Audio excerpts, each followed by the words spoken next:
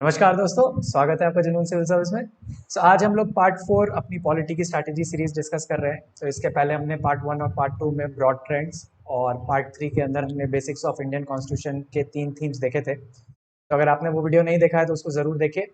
आज हम लोग पार्ट 4 डिस्कस करने वाले हैं। तो आज का थीम होगा फेडरलिज्म और लोकल सेल्फ गवर्नमेंट। अगेन ये दोनों थीम्स भी बहुत इंपॉर्टेंट है बीपीएससी के लिए। अगर हम ट्रेंड देखें तो ये हर 2 साल के अंदर ये थीम पूछा जाता है। तो अगर आप देखिए यहाँ पे 63rd बीपीएससी में पूछा गया है। उसके पहले 53rd बीपीएससी से 55th बीपीएससी में दोनों दो क्वेश्चन आए थे फेडरलिज्म से। और उसके पहले 48 से 52 बीपीएससी में पूछा गया है, और उसके पहले काफी पहले 41st बीपीएससी में पूछा गया है इससे सवाल। अगर हम देखें इसका ट्रेंड तो 53rd से 55th बीपीएससी में इसके दो क्वेश्चन पूछे गए हैं। फिर 56 से 59 और 60 से 62 में नहीं पूछा गया, फिर 63rd में पूछा गया है। अगेन 64th और 65th में भी इससे सवाल नहीं आए हैं। तो जो लोग भी 66 की प्रिपरेशन कर रहे हैं 66 बीपीएससी के लिए, उनके लिए ये थीम बहुत ही इंपॉर्टेंट हो जाती है। बहुत ही हाई चांसेस है कि इससे क्वेश्चन इस बार आएगा। तो आप इस टॉपिक को जरूर प्रिपेयर करके चलिए। मैं आपको इश्यूज भी बताऊंगा अभी कि आपको रिसेंट में कौन कौन से टॉपिक के ऊपर इसके अंदर प्रिपेयर करना चाहिए और आप कहाँ से कर सकते हैं। वो चीज़ें हम आज इसमें डिस्कस करेंगे। पहले क्वेश्चन का थोड़ा नेचर देख लेते हैं ब्रॉडली प्रीवियस ईयर में।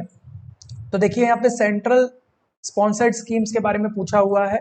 ये एक इशू हमेशा से रहता है कंटेंशन में सेंटर और स्टेट के बीच में, तो वो इसमें पूछा गया है 63rd में। 53rd से 55th में ब्रॉड टेंशन एरिया पूछे गए हैं सेंटर स्टेट्स में इंडियन फेडरल सिस्टम में, और उसका एक करंट स्टेट बताना है बिहार और यूनियन गवर्नमेंट के बीच में। तो एक बहुत ही ब्रॉड क्वेश्चन था, बहुत डेप्थ में नहीं पूछा गया है। अगर आप क्लैरिटी है तो आप इजीली इस क्वेश्चन को अटेम्प्ट कर पाएंगे। अगेन एनसीटीसी के ऊपर क्वेश्चन पूछा गया है 53rd से 55th बीपीएससी में। तो इंडियन फेडरल सिस्टम को अगर डिस्कस करने बोल रहे हैं और फिर उसके अंदर स्पेशल कंटेक्स्ट देना है एनसीटीसी का।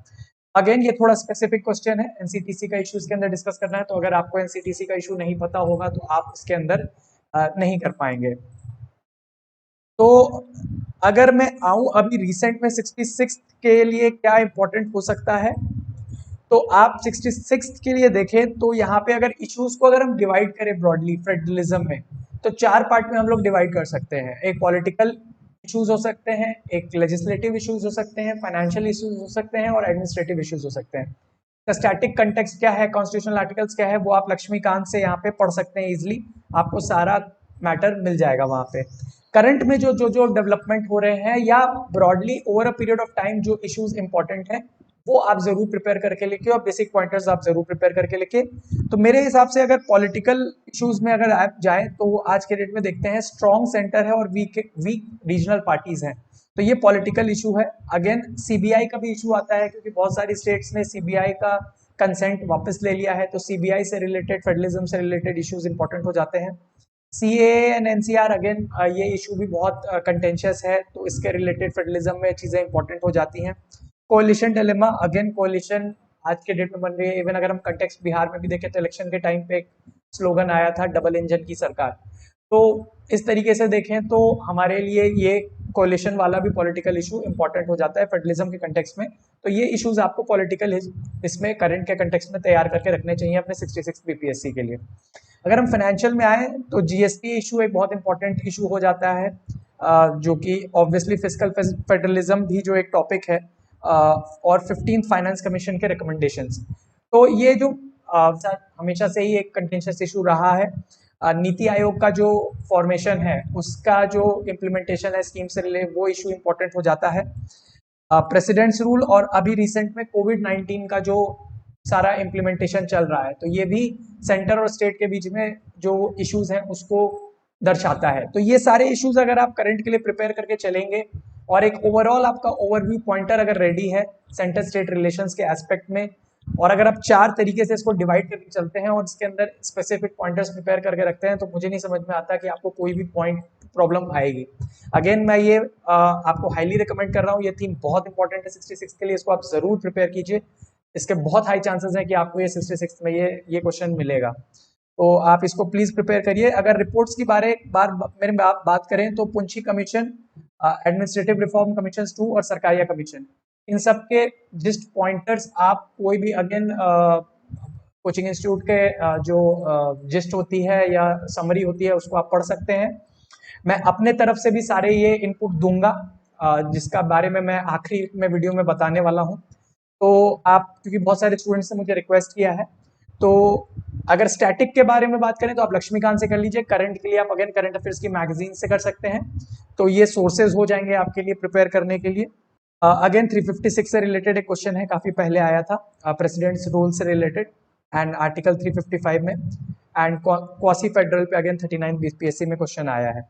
तो इससे रिलेटेड जो चीज है, ये थीम बहुत इंपॉर्टेंट है, इसको प्लीज आप प्रिपेयर करके रखिए। प्रीवियस ईयर के सारे टॉपिक वाइज क्वेश्चंस मैंने इसके अंदर आपको यहाँ दिखा दिए हैं, उसको आप देख लीजिएगा। अब हम अपने नेक्स्ट थीम पे आते हैं, लोकल सेल्फ गवर्नमेंट, स्थानीय स्वशासन। अगर हम देखें तो ये रिसेंट में ये उतना इंपॉर्टेंट थीम नहीं है, क्योंकि इससे क्वेश्चंस उतने नहीं आ रहे हैं। लास्ट क्वेश्चन जो पूछा गया था वो 48 से 52 बीपीएससी में पूछा गया था, एंड क्वेश्चन भी बहुत ज्यादा कोई स्पेसिफिक नहीं है, जनरल क्वेश्चन ही पूछे गए हैं। अगर आप यहाँ क्वेश्चन देखें तो analyse the functioning of rural governments in India since 1991 with special reference to Bihar. Again बहुत ब्रॉड क्वेश्चन पूछा गया है। उसके बाद अगर हम देखें 46 बीपीएससी में भी पूछा गया है, basic provisions of 73rd constitutional amendment act. बहुत ही डायरेक्ट क्वेश्चन है, स्ट्रेट फॉरवर्ड क्वेश्चन है, आपको लक्ष्मीकांत में इसका सारा मटेरियल मिल जाएगा। अगेन 44th में भी सेम ही क्वेश्चन पूछा गया, what are the main contents of 73rd amendment. And 39th में बहुत पहले पूछा गया था, discuss the objective and features of panchayati raj. तो बहुत ही ब्रॉड क्वेश्चन पूछे गए हैं और रिसेंट में पूछा भी नहीं गया है, बट स्टिल आपको बेसिक चीजें इसकी प्रिपेयर करके रखनी चाहिए, आपको छोड़ना नहीं चाहिए, जैसे मैंने पहले भी बोला है। बट हाँ, प्रायोरिटी लिस्ट में आपका जो समय आप जितना देंगे उतना हाई आप इसमें समय ना दें। सब इंपॉर्टेंट चीजें करने के बाद इसमें समय दें, पर करिए जरूर, छोड़िएगा मत। तो ये था हमारा आज का दो थीम जो हमने कवर किया, federalism and local self government. तो आने वाले समय में मैं कुछ ही समय में 66 बीपीएससी और 67 बीपीएससी मेंस की जो लोग स्टूडेंट्स तैयारी कर रहे हैं उनके लिए एक सरप्राइज मैं अभी अनाउंस करने वाला हूँ कि हम लोग अब आंसर राइटिंग प्रैक्टिस स्टार्ट करेंगे। मैं अराउंड एक शेड्यूल दूंगा नेक्स्ट मंडे को मोस्ट प्रॉब्ली, जहाँ मैं अनाउंस करूंगा। तो आप लोग जो लोग सेल्फ स्टडी कर रहे हैं वो इजिली इसको फॉलो कर सकते हैं। मैं इसके सारे डिटेल्स मंडे को मोस्ट प्रॉब्ली पोस्ट करूंगा, मंडे या ट्यूसडे को नेक्स्ट वीक में। तो आप जो लोग भी प्रिपेयर कर रहे हैं उसको जरूर फॉलो कीजिए, उसके अंदर मैं सारी चीजें, स्ट्रक्चर वगैरह सारी चीजें डिटेल बताऊंगा। तो आई होप उससे आपको बहुत फायदा होगा। तो ये था आज के दो थीम। अगर आपके कोई डाउट है तो प्लीज आप कमेंट सेक्शन में बताइए। और इसके अलावा आप अगर फेसबुक पे ज़्यादा एक्टिव हैं तो फेसबुक पेज भी लाइक कर सकते हैं। टेलीग्राम ग्रुप आप ज़रूर ज्वाइन कर लीजिए, क्योंकि वहाँ पे मैं अब ज़्यादा चीज़ें वहीं पोस्ट किया करूँगा, जो मैं पीडीएफ वगैरह डालूंगा। तो अगर आप टेलीग्राम ग्रुप आपने नहीं ज्वाइन किया तो उसको आप ज्वाइन कर लीजिए। इसके अलावा अगर आपके कोई भी डाउट है तो आप ज़रूर मेरे को बताइए, मैं उस पर वीडियो बनाने की कोशिश करूँगा। इसके अलावा हम लोग जल्दी मिलते हैं नेक्स्ट वीडियो में। Thank you.